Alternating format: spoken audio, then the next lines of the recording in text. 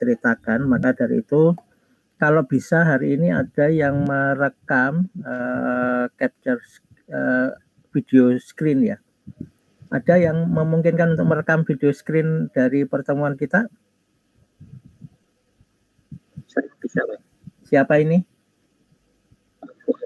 Oh ya, Fuad Hasim. Ya, Fuad, oke, monggo direkam pertemuan hari ini, nanti di-share ya, di-upload di Google Drive atau seperti apa, nanti biar di-share dan saya izin nanti saya upload di YouTube saya. Gitu ya, Hasim ya. Oke, monggo silahkan. Sudah dimulai, sudah direkam? Oke, kita sekarang sudah melihat paparan saya kan? Paparan yang whiteboard saya bisa dilihat.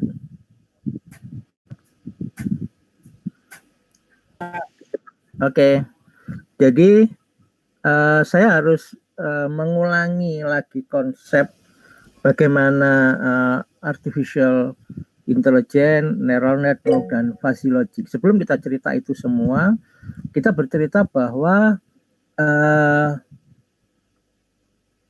sistem cerdas itu tidak perlu bagaimana cara menginjek sistem cerdas itu kepada si robot ini. Anggap aja ini robot ya. Oke. Nah, bagaimana menginjek kecerdasan pada robot ini, itu tidak ada rumus. Rumus itu tidak ada. Saya pakai warna merah aja.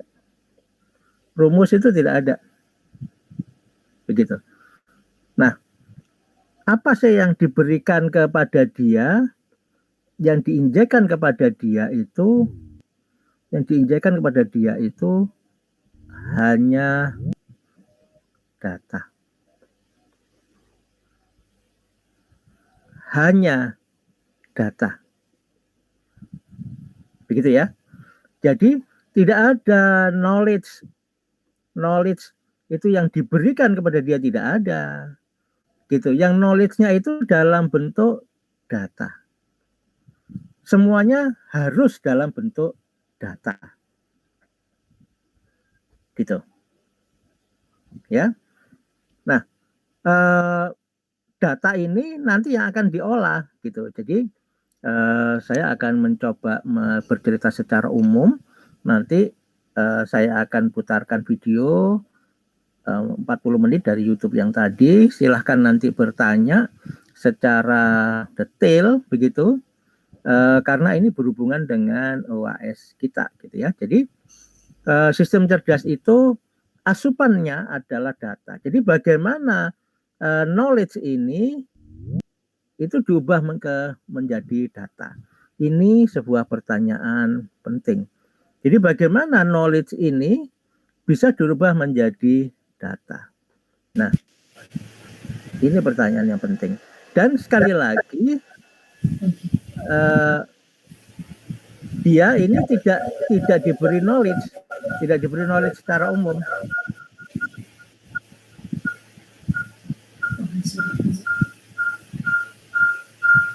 Erlina, mohon untuk di mute. Oke. Terima kasih. Kok masih nyala-nyala? Nah.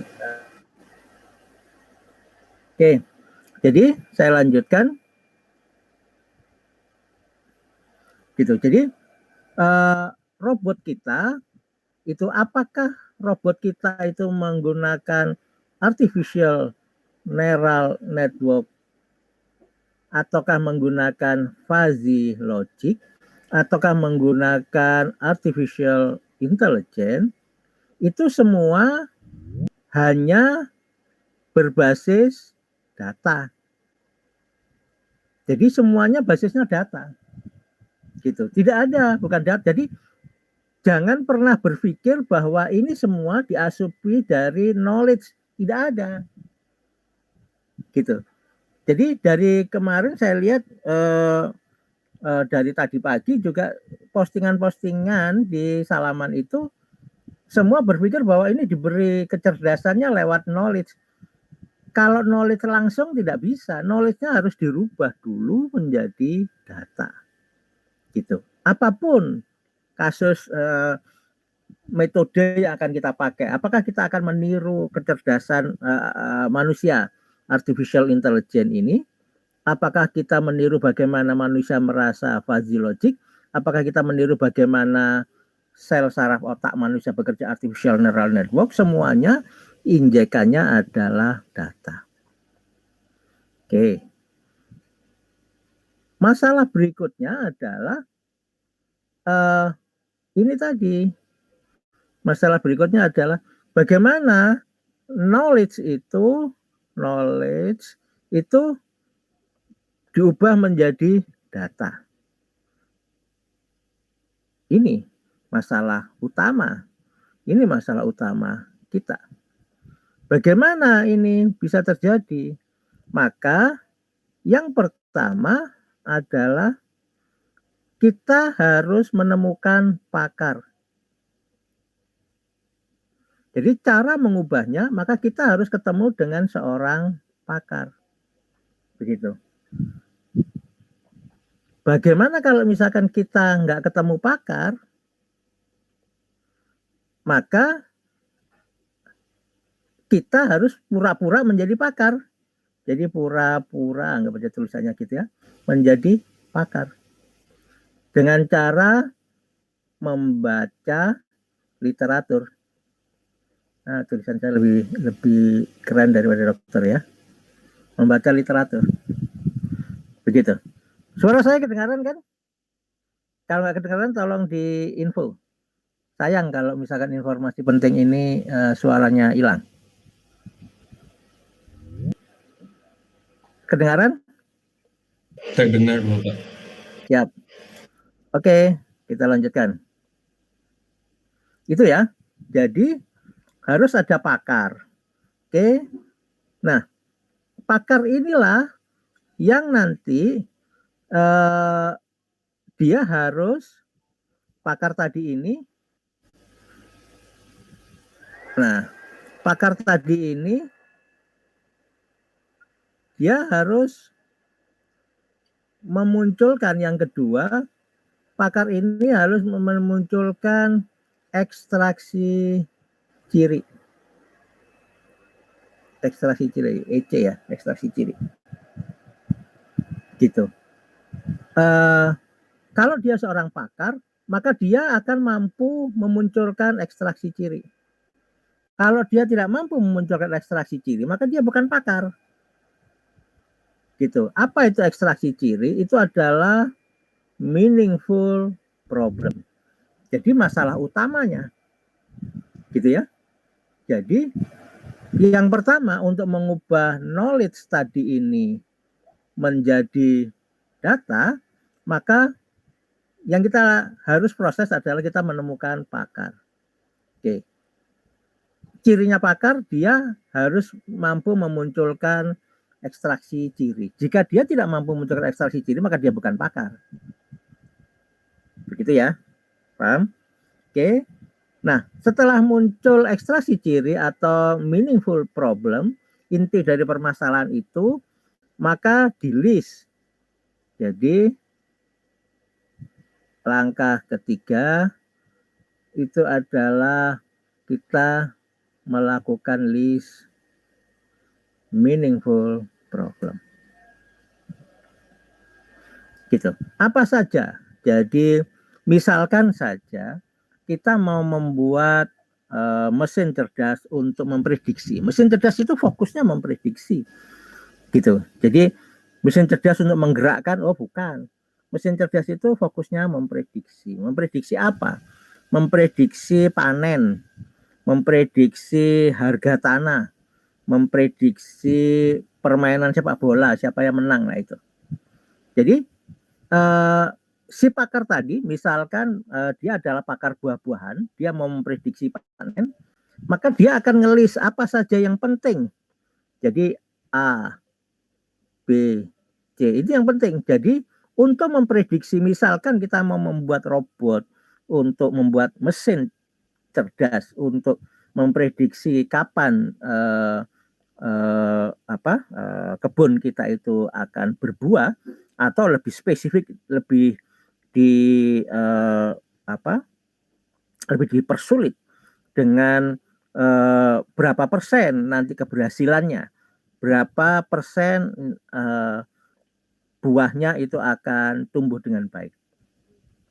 Maka si pakar tadi ditanya, oke, untuk menentukan bahwa kebun kita itu bisa menghasilkan buah yang baik, itu apa yang penting? Dia akan mengatakan, oke, yang penting itu suhu sekeliling. Ini misalkan ya, saya tidak pakar tentang sekeliling.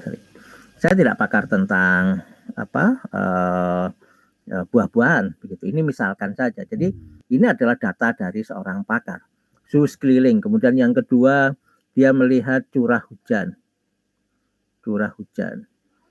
Dan seterusnya. Dia memunculkan 4 atau 5 atau 6 atau 10 meaningful problem. Apa saja inti permasalahan yang ada untuk menjawab pertanyaan berapa persen kegagalan, berapa persen keberhasilannya.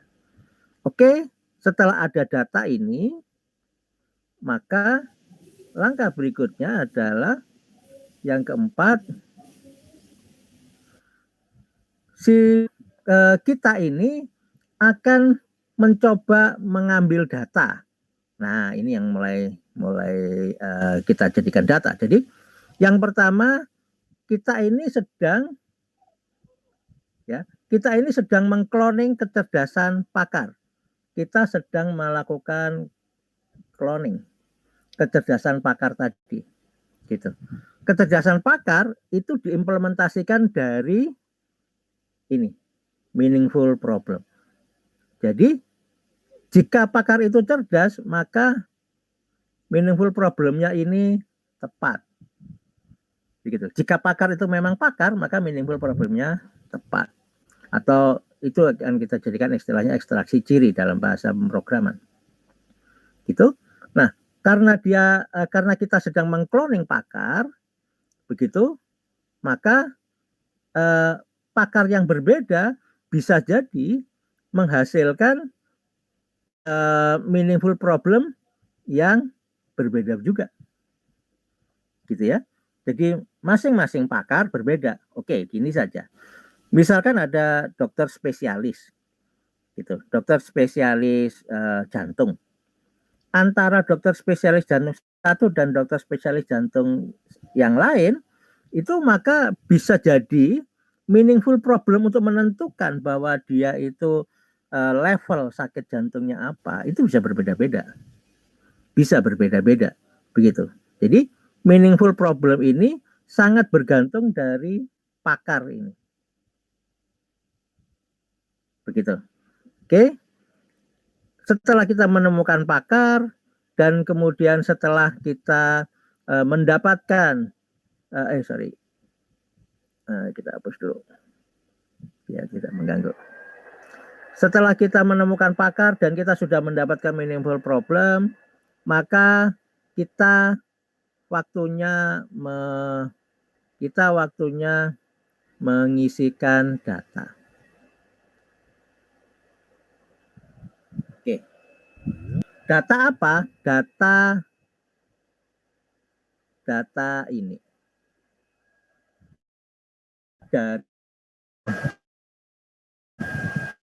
Jadi, apa yang harus kita lakukan? Yang harus kita lakukan adalah dari list meaningful problem A, B, C, dan seterusnya sampai Z misalkan begitu, maka ini harus ada datanya. Ini harus ada datanya dan datanya itu dalam bentuk angka. Nanti kita bicarakan lebih jauh ya. Yang penting ini datanya diangkakan. Apakah angka ini adalah nilai kualitatif yang dikuantitatifkan? Itu nanti kita diskusi lebih jauh. Yang penting ini adalah sebuah nilai angka. Gitu. Baik real, koma-komaan maupun bulat maupun integer. Gitu. Jadi misalkan ini adalah sebuah nilai angka X, Y, Z dan seterusnya. Jadi ini X1A, ini ABC, ya ini X saja, ini X. Ini beda ya, X1, X2, X3 sampai Xn. Itu adalah sebuah angka. Nah, angka ini misalkan tadi adalah kasus untuk pohon, kebun, kita memprediksi keberhasilan dari kebun. Kita punya output berapa? Misalkan, misalkan outputnya 3, yaitu banyak, kemudian sedang, kemudian sedikit. Jadi kita mau memprediksi kebun kita itu nanti akan banyak, sedang, atau sedikit. Begitu ya. Banyak ini kita angkakan dengan angka 1, sedang ini kita angkakan dengan angka 2, sedikit ini kita angkakan dengan angka 3. Gitu. Maka dari itu, nah data yang ada ini, jadi masing-masing ini kita harus punya data. Kita harus punya data ini. Kita harus punya data di sini, angka-angka misalkan 7, 3, dan sebagainya. Kemudian di sini, ini adalah 1 tahun pertama. Kemudian tahun kedua, misalkan 8, 2, 9, dan ini tahun kedua. Kemudian tahun ketiga, berapa lagi. Nah ini, oke, tahun pertama ini ternyata bagus, ini angkanya 1. Ini bagus lagi, ini angkanya 1. Ini bagus lagi, ini angkanya 2. Nah, ini data. Ini adalah data yang diperlukan untuk diinjekkan. Jadi data inilah adalah data knowledge. Data ini adalah data pengetahuan yang diinjekkan kepada robot kita tadi. Nah, robot kita yang sudah kecil ini. Nah, robot kita tadi ini. Jadi robot kita ini asupannya adalah data. Begitu. Gitu ya. Sekilas saya kasih gambaran ketika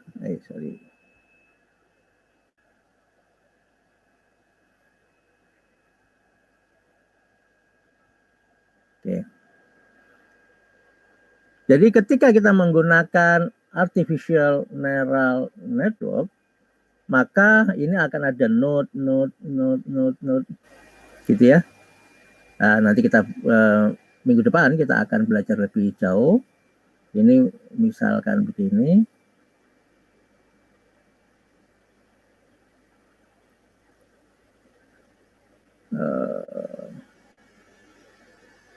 Gitu ya. Misalkan kemudian outputnya 2. Anggap aja begini. Ini adalah salah satu arsitektur backpropagation ya. Sebenarnya sama saja. Artificial neural network sama saja. Nah, inputan ini itu diinputkan dengan data yang kita punya tadi. Jadi, inputan ini diinputkan dengan data yang kita punya tadi. Nah, ini dia. Jadi inputan ini diinputkan dengan data ini. Gitu.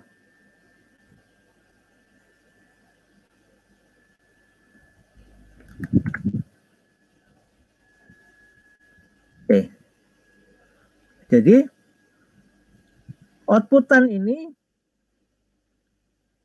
outputannya itu diisikan dengan data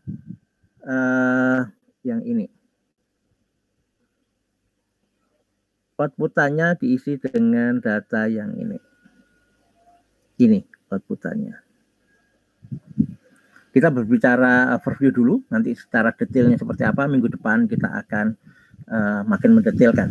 Jadi hari ini saya ingin pemahaman sampean itu bulat, gitu, paham bahwa sebenarnya ini bagaimana cara nanti mengisikan ini, nanti kodenya misalkan kita buat biner, kita buat tetap satu angka satu nggak apa-apa. Oke, ini salah satu contoh. Nah, bagaimana dengan AI? Sama saja. AI itu adalah sebuah logika berpikir percabangan ya, decision tree, itu bagaimana mencabang, bagaimana ini mencabang ke sana, ini ke sini, dan seterusnya, begitu. Nah, ini adalah meaningful problem, gitu. Ini adalah meaningful problem. Ini ANN, ini adalah artificial intelligence. Ini adalah meaningful problem. Nah, bagaimana nanti bisa tertata di sini, itu nanti ada mekanisme matematik yang bagaimana dia akan mengurutkan ini. Ya, mengurutkan posisi mana yang duluan, ini decision tree, mana yang duluan, mana yang nomor 1, mana yang nomor 2, mana yang nomor 3, dan seterusnya. Mana yang root, istilahnya begitu, dan seterusnya.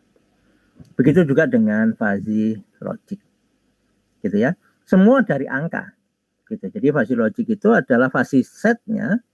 Jadi misalkan ini kita bicara fuzzy logic,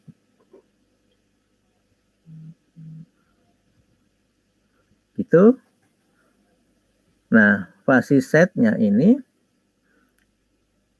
0, ini 1, ini adalah ini satu kurva ini itu adalah meaningful problem, gitu ya. Gitu. Meaningful problemnya dapat dari mana? Dari sini tadi. Dari sini tadi. Bagaimana segitiganya ini muncul segitiga atau trapesium dan sebagainya, itu dari angka. Ini adalah dari data. Gitu ya. Jadi kurva ini adalah kurvanya pakar. Ini tidak ngawur buatnya. Dan ini disesuaikan dengan kasus. Gitu. Jadi kasus tertentu pakar menggambar begini, kasus yang lain pakar bisa menggambarnya begini, kasus yang lain pakar bisa menggambarnya cuma lancip begini, begitu. Ya, intinya adalah di sini. Intinya adalah di sini tadi. Jadi bagaimana knowledge tadi ini, bagaimana pengetahuan ini mau diubah menjadi data.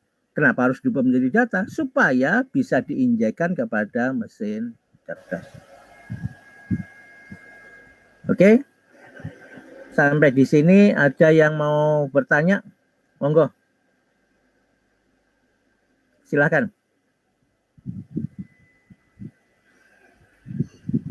Atau terlalu cepat penjelasan saya? Tidak? Oke, saya nanti akan bertanya. Siapa yang nanti bisa menjawab, saya akan beri poin. Sekarang silahkan mengikuti video yang tadi, yang kalau misalnya teman-teman yang datang awal bisa mengikuti ya. Jadi kita akan mendengarkan ini sebentar. Setelah itu saya akan membuat pertanyaan-pertanyaan dari video tersebut.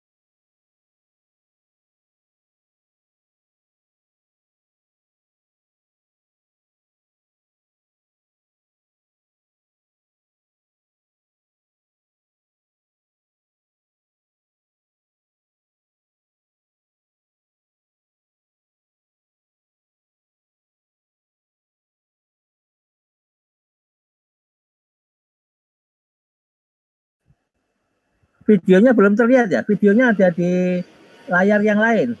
Di saya sudah. Sudah, Pak. Ya, di layar yang lain. Coba cek. Coba dilihat di peserta. Kemudian di situ klik yang bagian video. Sudah?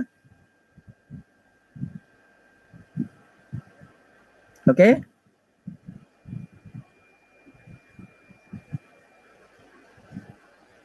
Saya lanjut ya.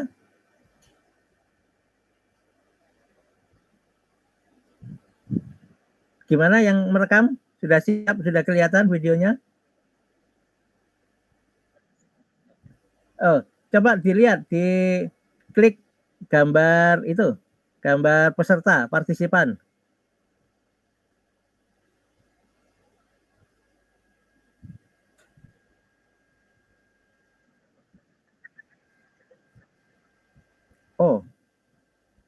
Oh, karena direkam ya, karena overlay. Oke. Ya, oke. Oke, kita lanjut ya. Pakai Chrome biasanya lebih tangguh, tapi memorinya gede. Oke. Take a picture of an X-ray with your mobile phone, upload the image, and a few seconds later, you get the diagnosis. It's a mass, and it's saying this thing over here is a possibly cancerous lesion. Ooh. And I can see that right over here. Okay, so it gives you, if I may have a look at it, now probabilities for pneumonia, a nodule, edema, effusion. So we trained a model that can taken it as an input an X-ray, and then output the probability of several different pathologies on this X-ray. Artificial intelligence is modeled on the human brain, a gigantic network of almost 100 billion interconnected neurons.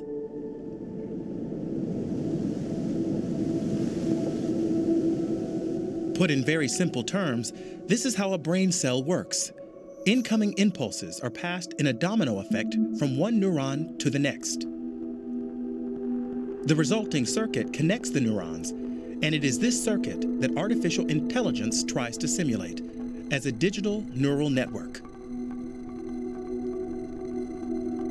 Like our brains, the network can learn how to identify tuberculosis, for instance. First, the network needs to be trained or taught. X-rays of tuberculosis patients are fed to the system. Initially, it struggles to correctly identify the condition.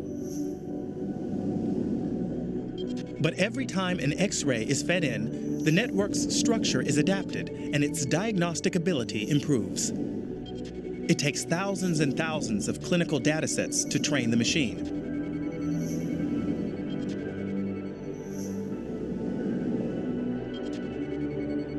Only after the network is optimized in this way can it correctly identify an unknown X-ray.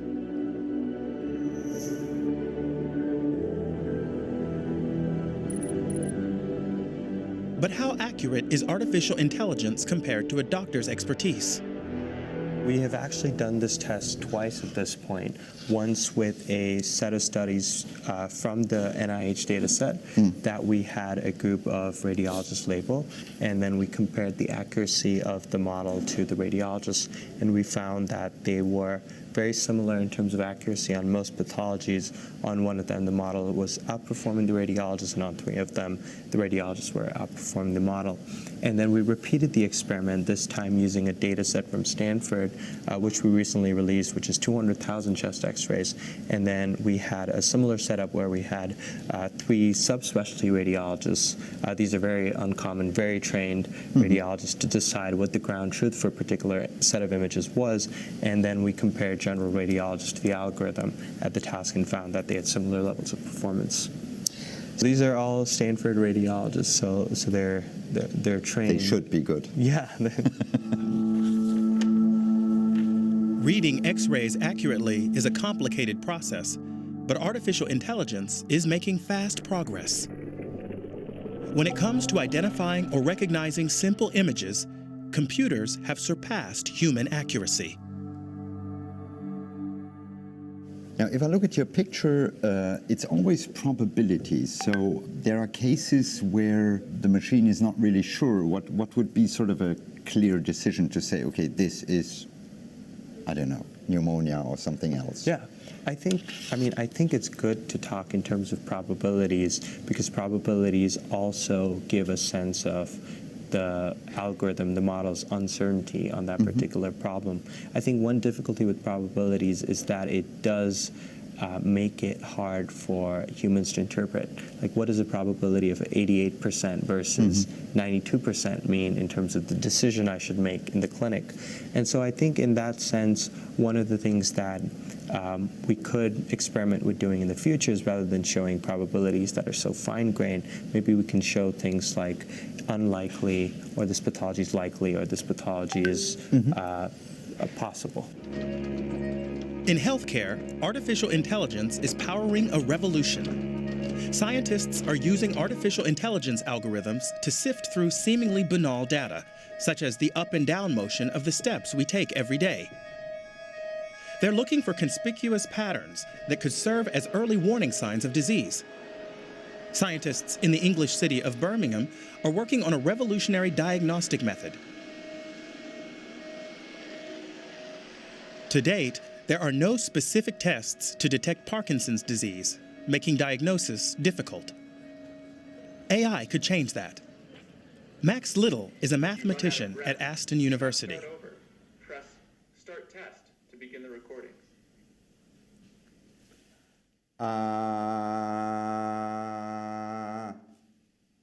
Very good. Voice changes can be an early indicator of Parkinson's.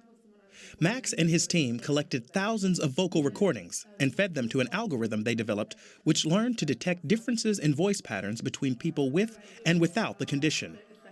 In a lab-based study of the recordings, the algorithm was able to correctly identify a Parkinson's diagnosis nearly 99% of the time. Max Little's work is an example of the far-reaching changes AI is bringing to the field of medicine. It's no longer just doctors who are using artificial intelligence to develop new diagnostic methods, but data scientists, programmers, and mathematicians like Max.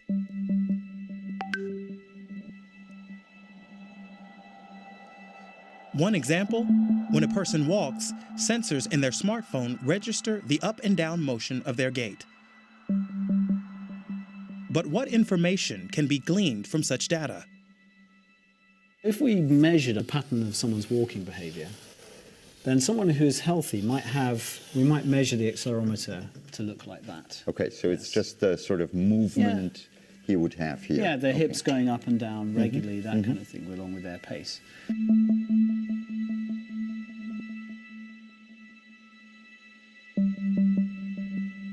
But if you looked at somebody with Parkinson's disease, they may have these small steps like this, and they may be irregular, or they may have patterns like that, or they may even freeze and stop like that. So you can see that there's a difference. There's a difference. So you can also now train an algorithm, for instance, to pick out features like what is the distance between the time distance between these peaks, and it could also do the same with this, and it would be able to do that very precisely. And by doing so, we may be able to measure, for instance, that here there's large variability between these.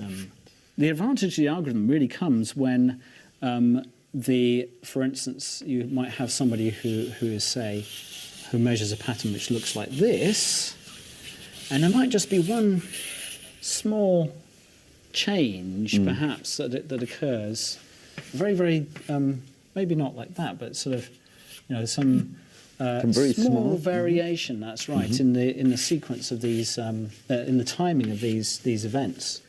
Even to a professional eye, because they don't have the level of precision, they may not be able to detect that this is outside of the normal range of variation.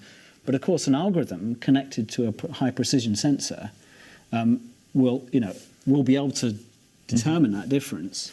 And in this case, this person here may in fact have a precursor symptom of the disease. So this would mean that this person, with the help of an algorithm, could be diagnosed as having Parkinson, whereas the doctor himself would miss him out. That could, for the first time, make it possible to detect precursor symptoms of Parkinson's and enable early intervention. But what else does the data on our smartphones reveal? Right now, you have already apps tracking your so-called activity. Yeah. So in fact, the data might be already there.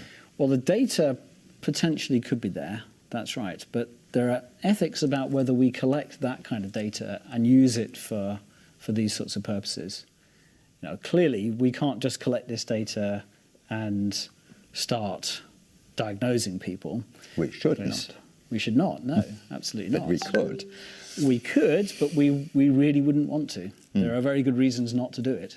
And there may be good reasons for doing it as well, but that's the kind of thing that needs to be worked through in a proper, regulated setting.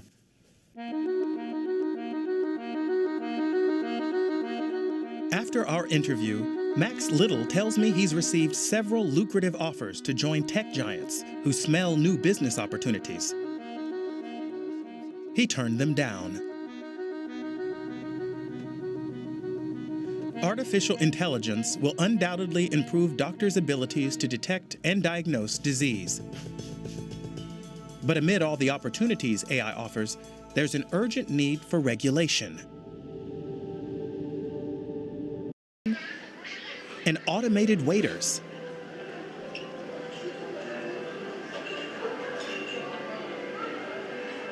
I have a meeting here with the design researcher Gesche Julst. A former internet ambassador for the German government, She's currently spending a research semester at Tongji University in Shanghai. I ask her about her impressions of China. There's this real hunger in the city, and it's super fun to talk to young people because they want to be the motors of change. They work day and night. They have a new work-life balance model. It's called 996. I thought, what do you mean 996? And they said, we work from 9 a.m. to 9 p.m. 6 days a week. That's the better model now, because they used to just work non-stop. But no one's stopping. No one's hitting the brakes. They work like crazy because they want to bring about change. This restaurant cost $20 million, just the one restaurant. They've invested this huge sum to digitize the entire operation. They aren't just robots serving the food, the whole kitchen is digitized. Refrigeration is monitored, supply chains are monitored, there are dashboards for everything. Everything is connected here, where they're testing what works and which aspects can be implemented in other restaurants of this chain. That's the idea here, to just try things and to think big. Hello. Hi.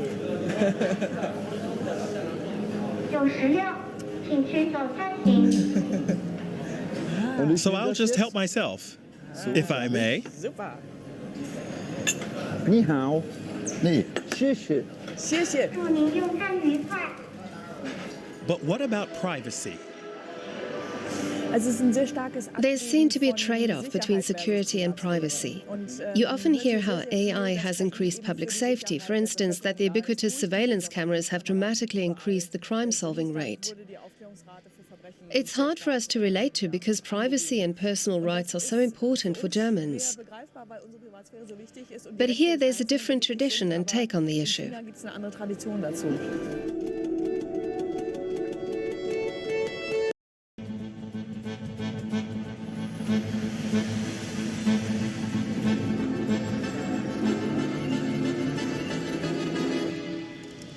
The Longgan district in Shenzhen. In the heart of China's booming economic region north of Hong Kong, we visit the Smart City Control Center. A giant monitor displays the data of the entire district in real time. Numbers of new residents by neighborhood to planned schools, water supply levels, power outages. All this information is collected, compiled, and evaluated using artificial intelligence. The Showcase project was developed with Chinese tech giant Huawei. Chief Engineer Chen Bangtai tells me the city now operates more efficiently. Okay. So what you're doing here is urban planning. Yes. The systems are a big help.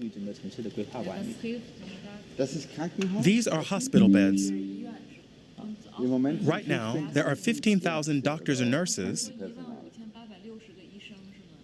and 7,600 beds. So is Shenzhen currently healthy or sick? A smart surveillance system scans the entire city. Illegal structures, like this one on a roof, are quickly identified and demolished. To me, some of this feels like the backdrop to a science fiction movie. Employees with live streaming body cams inspect side streets. This is total surveillance.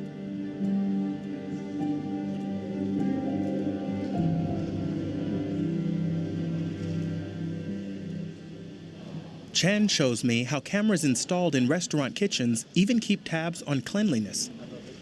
But doesn't the chef mind being monitored all the time?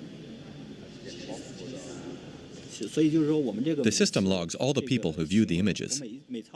Anyone who looks at them without permission is punished. Total transparency for the purpose of progress. Chen says residents of Longgang District approve. Jaywalking is not allowed, and offenders are immediately identified. Look here. You jaywalk once, and right away your social credit score drops.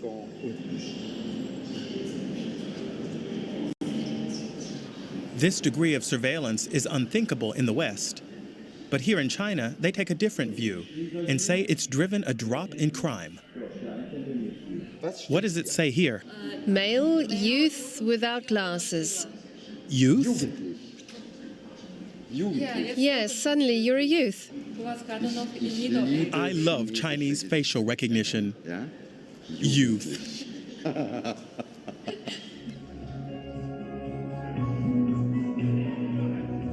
A transparent society in the interest of efficiency. Some of this appears useful, but do we really want to measure, control, and analyze everything just because it's technically possible?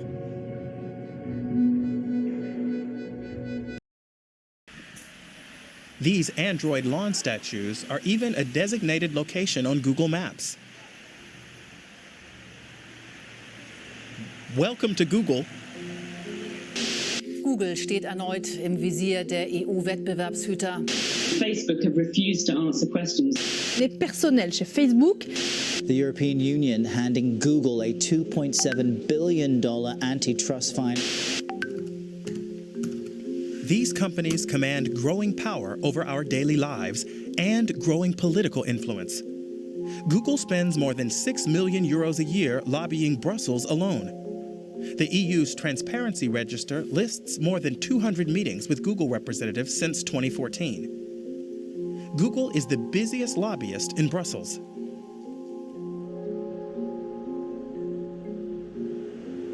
We finally get our interview, not in California, but in Munich, Germany, with one of the longest-serving employees, Jens Redmer. How important is AI for Google?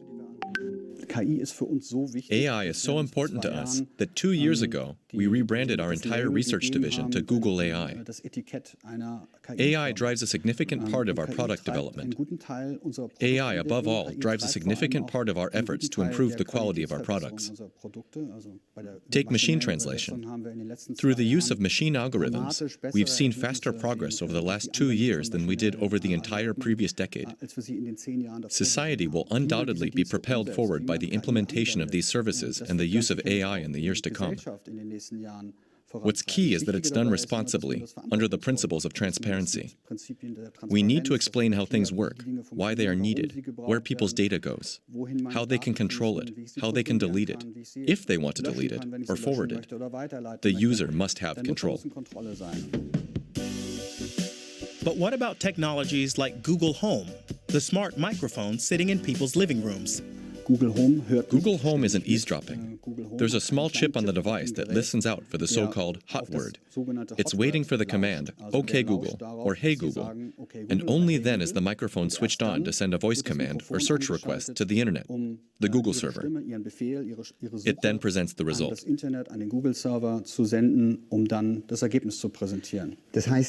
So, as a science reporter, I'm naturally curious about the future. There's this patent application from September 2016. Google's application gives a detailed account of what can be deduced from household noises, how long we brush our teeth, whether we argue, or whether a housemate is ill. It's much more about capturing atmosphere and habits than words, and it's a Google patent application that anyone can look up. I don't know anything about this particular patent application. We have a whole series of patent applications every year. Most of them are imaginary, fictitious services, which, like in many other companies, are never translated into real services.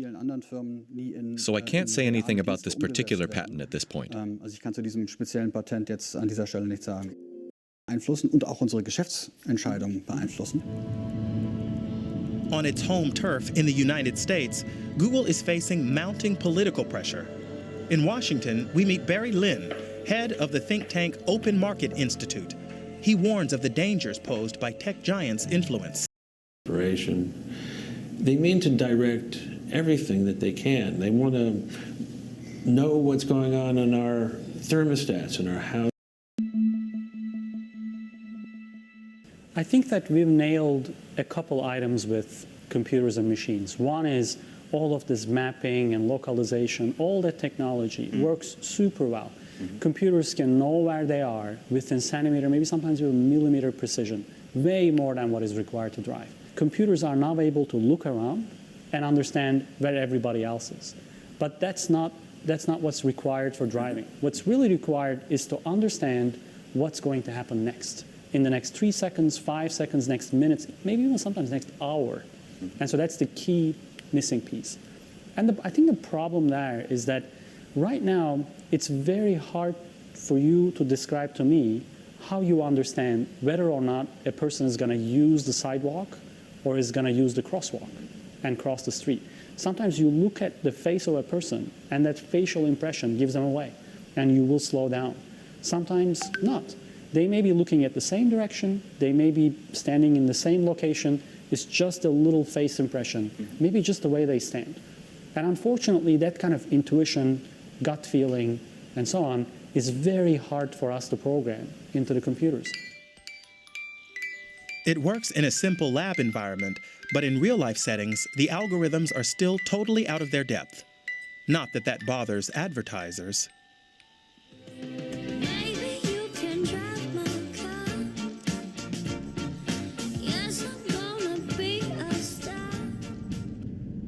Our test drives were nothing but a series of glitches.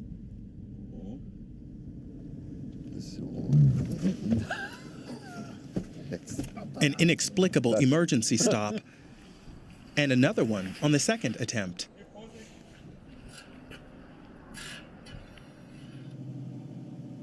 The sensors on this vehicle were overtaxed by a car parked on the curb.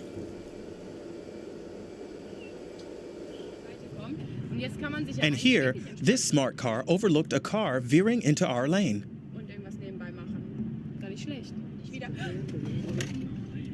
Well, that didn't work. Talking to the MIT engineers, it becomes clear that to build a self-driving car, developers need to meet a massive scale of technical requirements. What I think about fully autonomous cars is that I will be very surprised if it happens in less than 10 years. Also, I will be very surprised. I'm a big believer. I'd be very surprised if it doesn't happen in 20, 30 years. I think it will happen at some point. But I do think that people really underestimate the kind of technology required to be built to make your car fully autonomous under every condition, every circumstance, every whatsoever. That's the very hard part.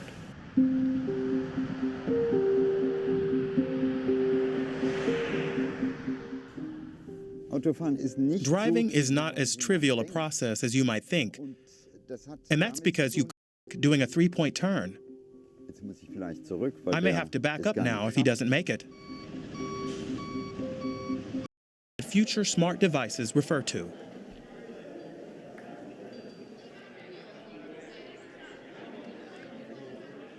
Iyad Ravan is one of the world's leading experts on such issues.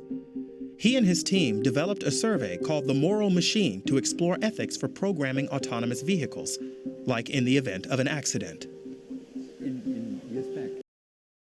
And this is where we can make a potentially better judgment than whatever random choice the human used to make in this situation. Now, what is better, though, is a very interesting question, and it's not obvious. And let's see a case where we have people versus people. So now we have the vehicle has 2 people inside of it. Okay. And it's going to either swerve and hit the barrier, so the people will die in the car, or the car will go straight and kill the pedestrians. The pedestrians who are crossing illegally, but they're also women, and these the people in the car are males. So now it gets very complicated very quickly. Should you prioritize women over men, or should everybody be the same? Should you prioritize pedestrian over passenger or not? Should you take into account the fact that people are crossing illegally in this case? Okay. So as you can see, once you have multiple dimensions, it becomes not obvious what the right thing to do is. A or B? Who should die? The elderly lady crossing on red? Or the child in the self-driving car? What choice should the algorithm make? Iyad's online survey presents respondents with various scenarios, each with its own unique dilemma. Respondents are then asked to choose how they would want an algorithm to decide. So as a result, we have 40 million decisions and they're still counting from people all over the world. And it enables us to start analyzing what do people agree on, but also how do they differ.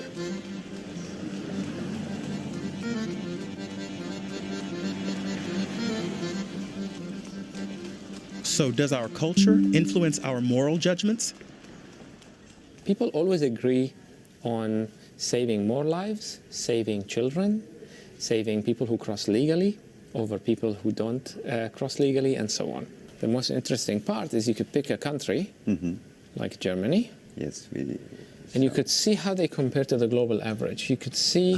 okay. So the status is not really important, but what you can see in Germany is preferring inaction. Yeah, so if you don't have to, if you prefer to just go straight. Yes. Which is the default. Don't take a decision. Exactly.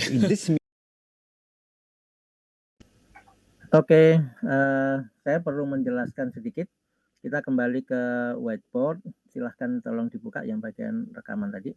Kita ke whiteboard lagi. Jadi setelah melihat video itu, maka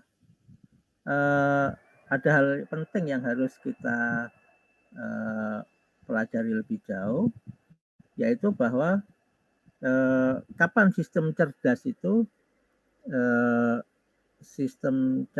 kapan akan dipakai dan kapan programming konvensional itu akan dipakai, gitu. Jadi ketika kita punya ketika program konvensional itu ketika if, kemudian then, else, itu masih bisa dipakai.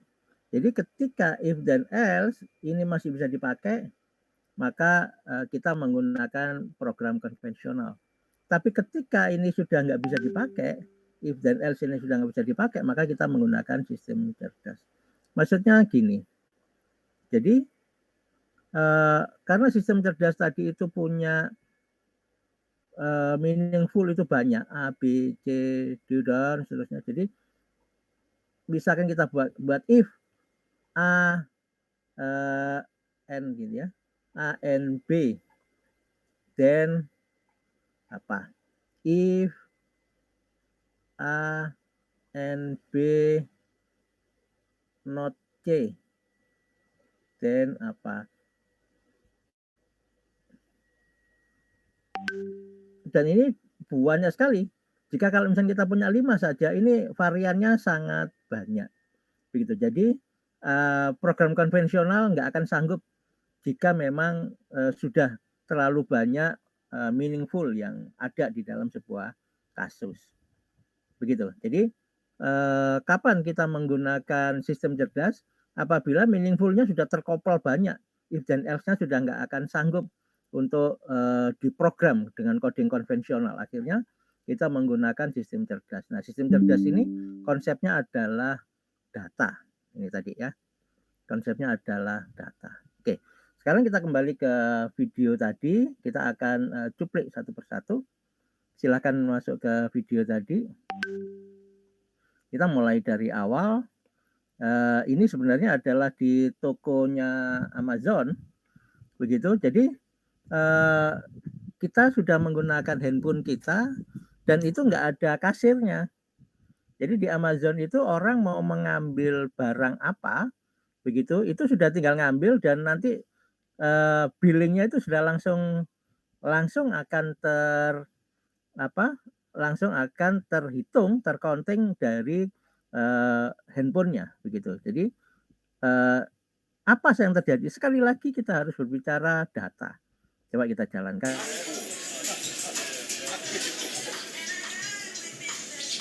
As Leonardo shows me Amazon's new menus and explains that the language assistant Alexa can help with the preparation at home, I'm under constant surveillance.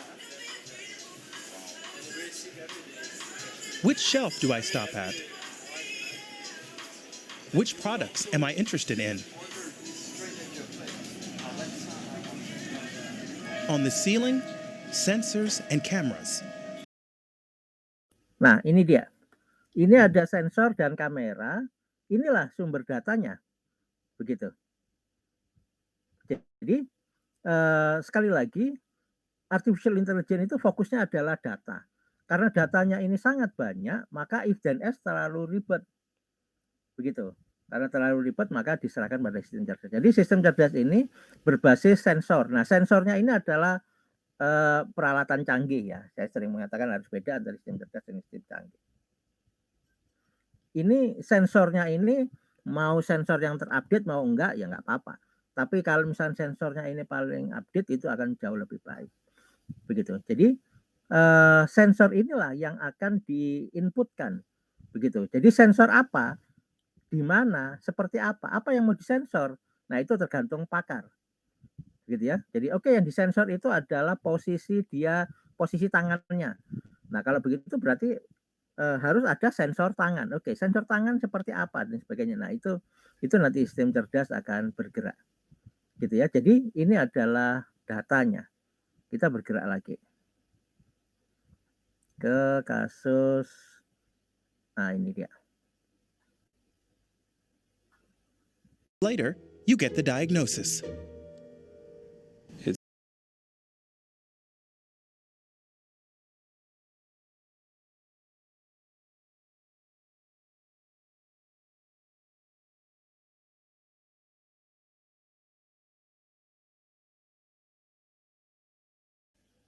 Dari foto saja itu akan kelihatan bahwa ini penyakitnya apa.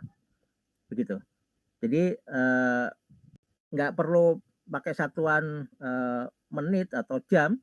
Jadi foto langsung diberikan pada mesin cerdas, maka mesin cerdas langsung memberikan jawaban. Begitu. Jadi jawabannya seperti apa? Datanya seperti apa? Data yang dimasukkan itu adalah data gambar. Begitu. Nah, gambar yang seperti apa? Titik-titik di mana? Nah, itu pakar yang menentukan. Jadi bagaimana gambar ini diangkakan? Nah, itu nanti kita belajar. Ada yang mau bertanya sampai di sini?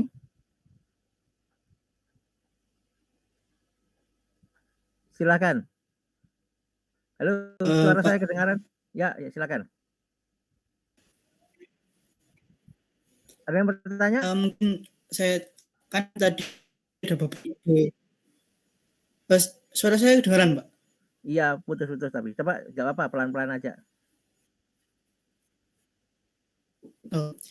Kan tadi banyak ide-ide baru dan ya maksudnya yang dibuat sistem cerdasnya. Nah, sebenarnya sekarang itu yang lebih difokuskan atau yang penting itu di pembaruan ide-idenya atau pembaruan di sistemnya, maksudnya kalau keakuratan kayak tadi image recognition kan semakin tahun ke tahun kan dia semakin baik. Nah, sekarang itu lebih pentingnya di pembaruan ide-idenya, pembaruan dari sistemnya, Pak, seperti itu.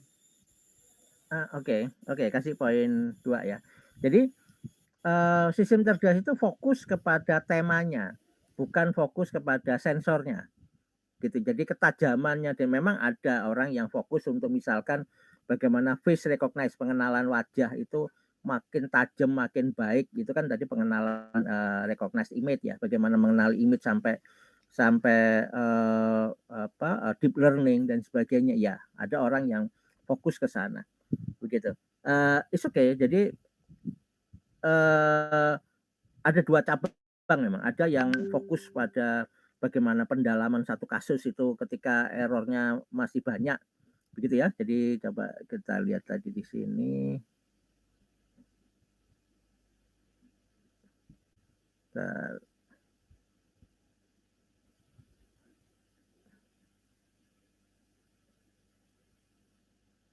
Udah sebelum ini.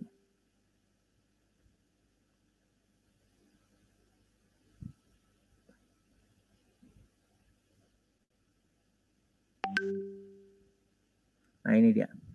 Jadi ketika komputer itu difokuskan mendalam, jadi baik sensornya diperbaiki, kemudian metodologinya diperbaiki.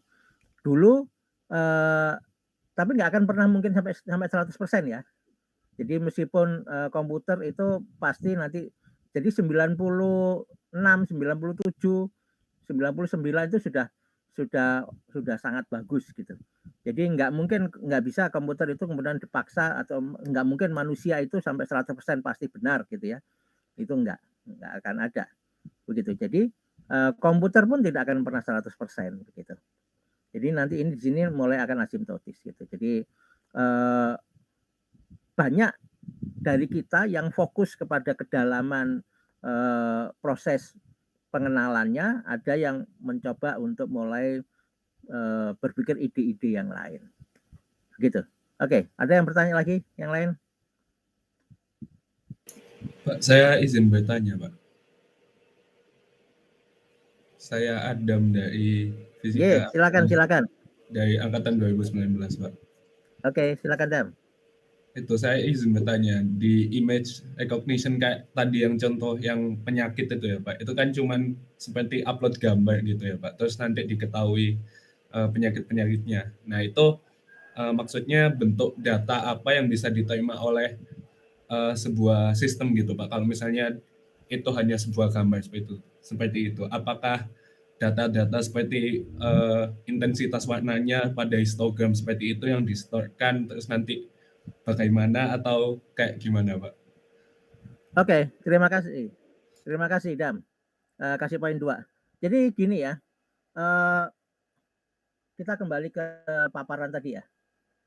Coba ke whiteboard, tolong yang bagian ngerekam di ke whiteboard kita lagi. Nah, di whiteboard ini tadi kan sudah saya info gitu.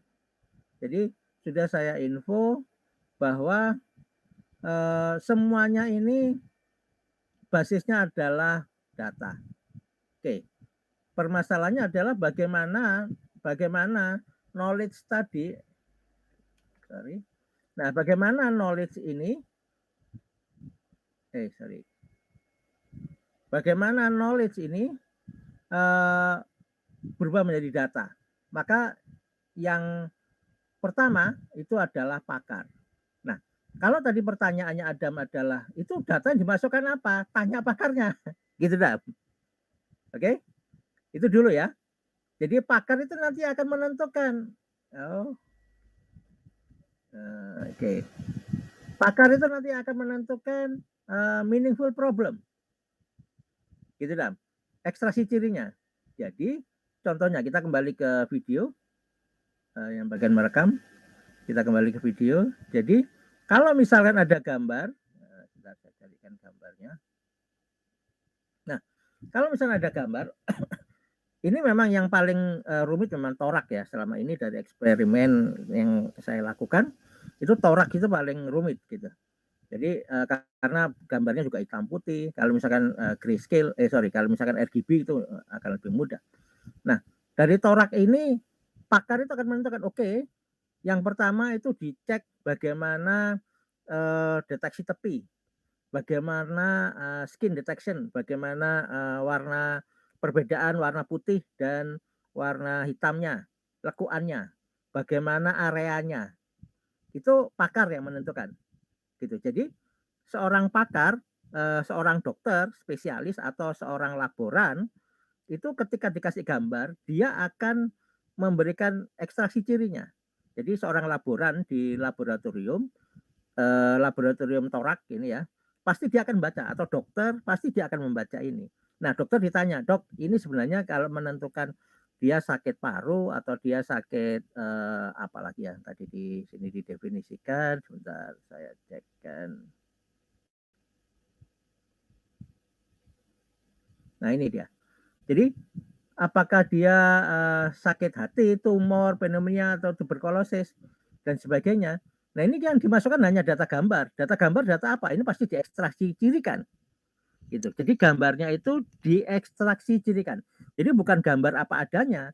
Makanya gambar ini harus diubah menjadi data. Gitu. Datanya itu dengan meaningful problem. Apakah mau gambar apa adanya? Ya nggak apa-apa, tapi itu terlalu ribet, nanti artinya terlalu kalau misalnya tidak ada pakar, maka itu akan menjadikan sistem cerdas kita nggak cerdas-cerdas gitu. Jadi harus ada pakar yang menggawangi kecerdasannya, sehingga pakar itu melakukan ekstraksi ciri dari gambar ini. Diapakan gambar ini? Gambar Rongsen ini. Oke, cek analisa dengan menggunakan image processing bagaimana deteksi tepinya, cek dengan image processing bagaimana konsentrasi hitam dan putihnya, dan seterusnya. Itu pakar yang menentukan. Begitu, Dam? Paham? Baik, Pak. Terima kasih, Pak. Oke, sudah kasih poin ya. Oke. Ada lagi yang mau tanya? Nggak ada gitu? Oke, yuk. Ayo. Nah, seperti ini ya. Semuanya basisnya data. Ada yang mau bertanya?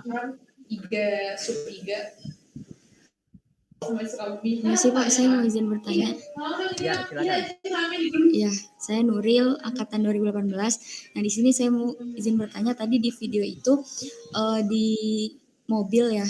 Nah, itu di situ kan kayak kita itu mungkin pakarnya itu mengenalkan beberapa study case yang kemudian si sistem cerdasnya ini nanti mengambil keputusan kayak gitu. Kayak misal yang tadi itu ada orang yang lewat terus dia harus lurus aja atau belok kayak gitu kan. Nah, di situ juga banyak tadi ya dikenalin beberapa study case-nya itu. Nah, ketika ada kayak pas ketika sistemnya itu dijalankan dan apa ya, kayak yang dikenalin itu nggak ada gitu Pak, maksudnya terlewat gitu untuk kita baru, kenalin ke gitu. sistemnya gitu ya, hal yang baru. Nah itu gimana Pak, apakah sistemnya itu akan mengambil keputusan dengan keputusan yang misal benda di depannya itu dia mirip sama orang kayak gitulah. Nah apakah si sistemnya itu akan mengambil keputusan pas ada orang di depan atau bagaimana gitu Pak, ketika dihadapkan sama hal baru kayak gitu. Oke. Itu Pak, terima kasih. Ya, terima kasih. Jana, kasih poin 2 ya. Ini yang bagian mencatat poin ada kan? Ada? Hadir Pak. Oke, makasih ya. Jadi kalau misalkan si pakarnya yang mendeteksi mobil bergerak tadi itu salah satu ekstraksi cirinya adalah mengidentifikasi depannya itu orang atau kambing atau kucing, itu menurut saya dia bukan pakar. Gitu. Jadi dia harus mendeteksi sebenarnya sensornya itu adalah sensor sebentar tadi di sini ada in which AI is powering the march of innovation.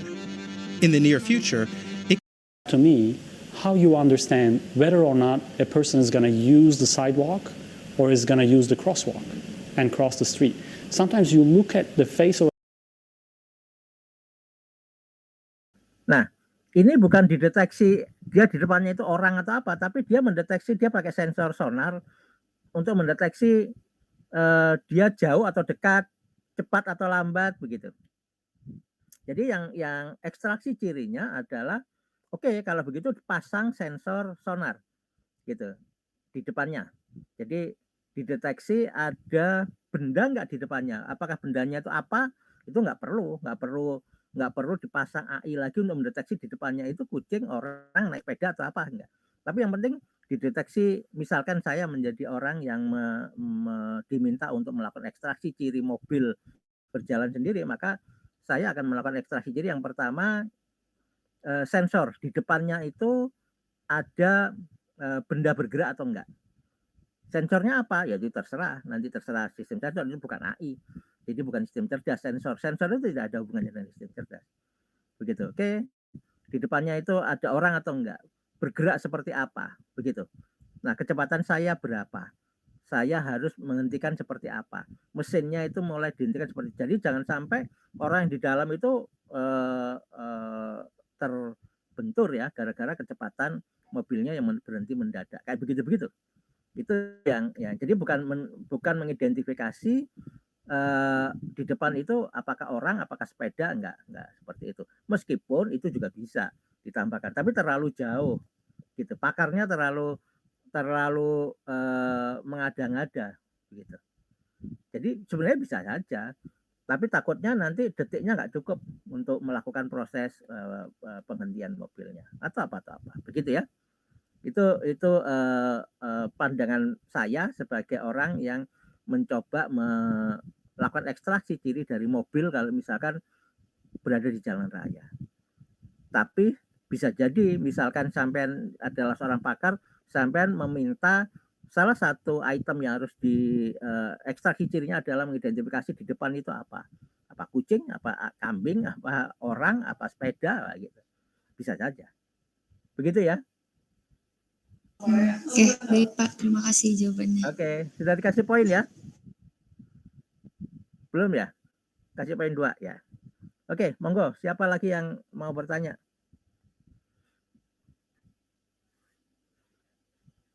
A person, and that facial impression gives them away, and you will slow down. Sometimes not. They may be looking at the same direction, they may be standing in the same location, it's just a little face impression, maybe just the way they stand. And unfortunately, that kind of intuition, gut feeling, and so on, is very hard for us to program. Coba dengarkan ini ya, ini menarik. Ini menarik.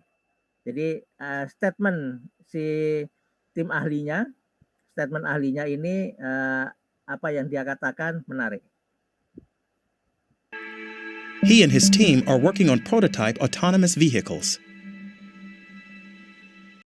Where everybody else is. But that's not what's required for driving. What's really required is to understand what's going to happen next. In the next 3 seconds, 5 seconds, next minutes, maybe even sometimes next hour. And so that's the key missing piece. And I think the problem there is that right now it's very hard for you to describe to me how you understand whether or not a person is going to use the sidewalk or is going to use the crosswalk and cross the street. Sometimes you look at the face of a person and that facial impression gives them away and you will slow down. Sometimes not. They may be looking at the same direction, they may be standing in the same location, it's just a little face impression, maybe just the way they stand. And unfortunately, that kind of intuition, gut feeling, and so on is very hard for us to program. Ya, dia kebingungan untuk memcoding, memprogram bagaimana komputer itu memprogram feeling dan petunjuk Tuhan. Gitu. Dia mengatakan nggak mungkin, gitu. Tidak mungkin bisa membuat coding bagaimana petunjuk Tuhan, bagaimana firasat, nggak bisa. Dan memang nggak bisa, memang mesin memang tidak punya roh. Ya begitu ya. Ini cukup menarik. Satu buah pertanyaan lagi, monggo.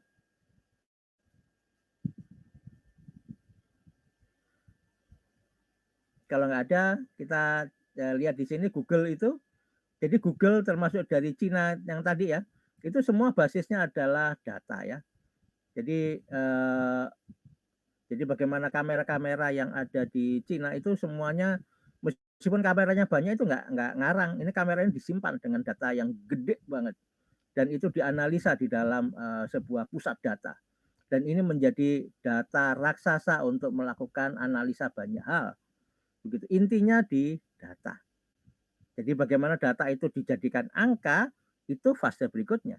Gitu. Bagaimana data image itu diangkakan, itu nanti ada istilahnya ilmu tersendiri. Gitu. Jadi bagaimana data yang tidak terstruktur, kalau data teks dan sebagainya bisa terstruktur. Tapi kalau data image dan sebagainya, itu ada ilmu sendiri untuk dia diangkakan, untuk dia dijadikan sebuah. Jadi misalkan sampean tersenyum dan sampean marah gitu, sampean sedih, wajah fotonya itu bagaimana data bahwa foto ini diidentifikasi sebagai orang tersenyum, sebagai orang marah begitu.